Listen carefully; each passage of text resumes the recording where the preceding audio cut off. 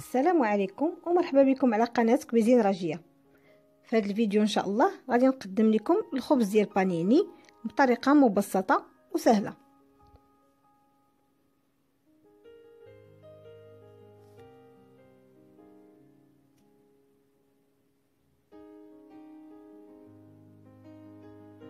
بالنسبه للمقادير تنحتاجوا له كيلو ديال الطحين فورس، معلقه كبيره ديال الخميره، معلقه كبيره ديال الملحه، ربيع كاس ديال الزيت البلديه، كاس ديال الحليب، ونص سيطرو ديال الماء دافي. اول حاجه في البول ديال العجانه تنديروا الحليب، الملحه،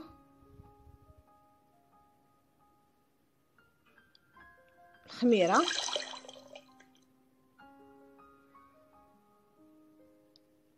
ونزيدوا عليهم الطحين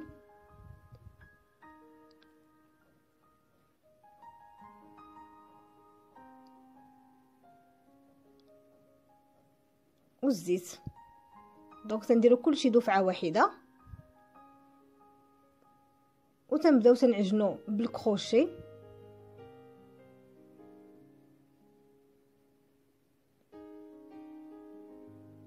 صافي، ونبداو نزيدو الماء شويه بشويه حتى تجمع العجين مزيان.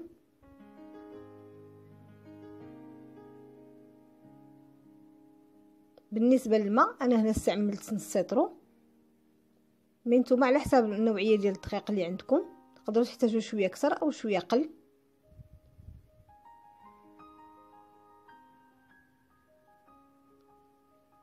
تنستمروا في العجن حتى تيتجمع لينا العجين وتيتسلك مزيان.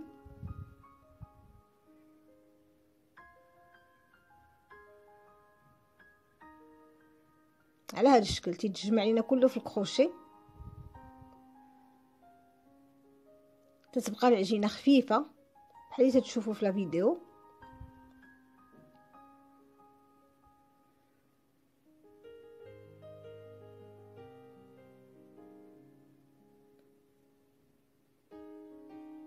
تنخليوها في البول نيت ديال العجانه، تنجمعوها شي شويه وتنغطيوها بالبلاستيك الغذائي، نخليوها واحد الساعه ولا ساعه ونص تخمر وعاد نستعملوها.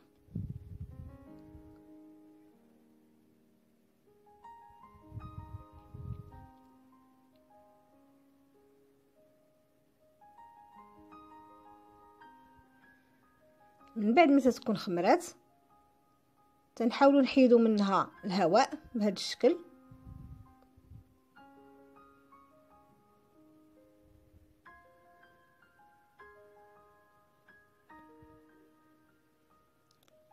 ندهنوا طاوله العمل ويدينا بشويه الزيت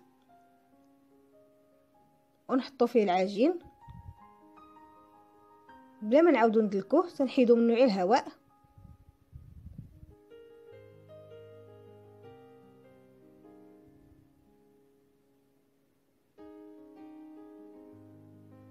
على هذا الشكل ونقطعوه على حسب الحجم اللي بغينا. انا هنا درت بانيني شويه كبير، تقدروا تستعملوهم صغار الحجم اللي بغيتو.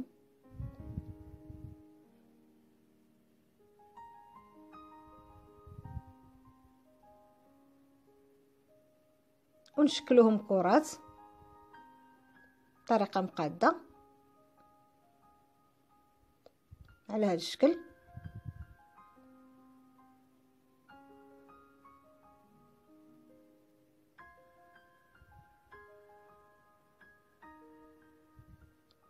من بعد تناخذوا شويه ديال الدقيق تنديروه في طاوله العمل وتنطلقوهم شي شويه بالمدلك. تبعوا معايا الطريقه في الفيديو.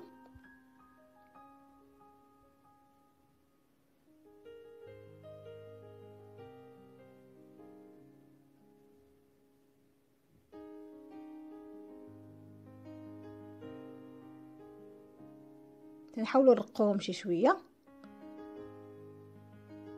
صافي، ونبداو نجمعوهم نلويوهم على هذا الشكل ونسدوهم مزيان باش ما يتحلوش لينا في الفران.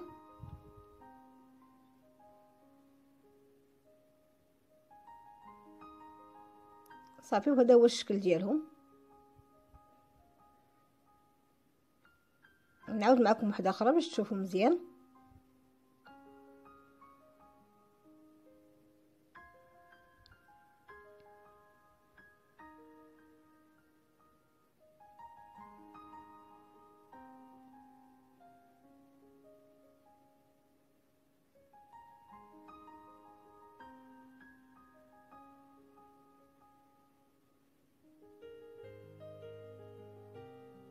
بحال اللي قلت لكم انا استعملتهم هنا شويه كبار، يمكنكم ديروهم عي صغيورين على حسب شنو بغيتو.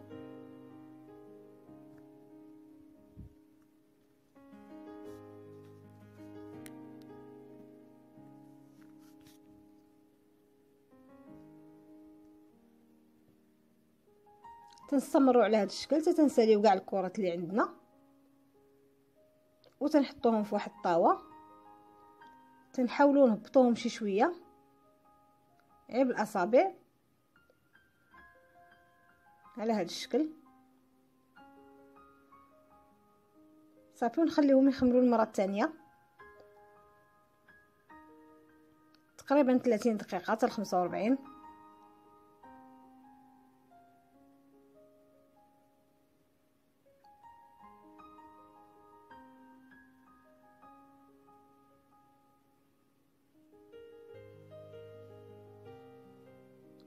من بعد ما تخمروا تندهنوهم بشويه الماء على هذا الشكل،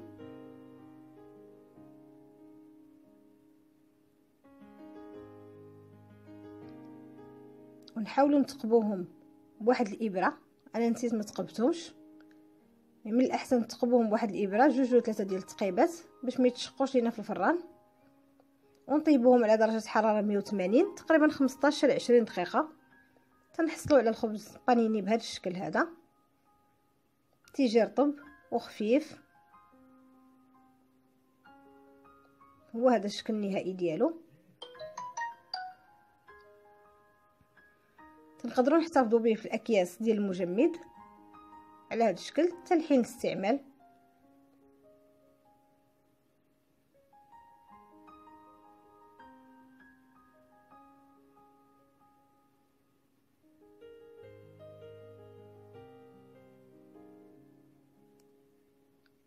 هو هذا الشكل ديالهم. نتمنى تعجبكم الوصفه.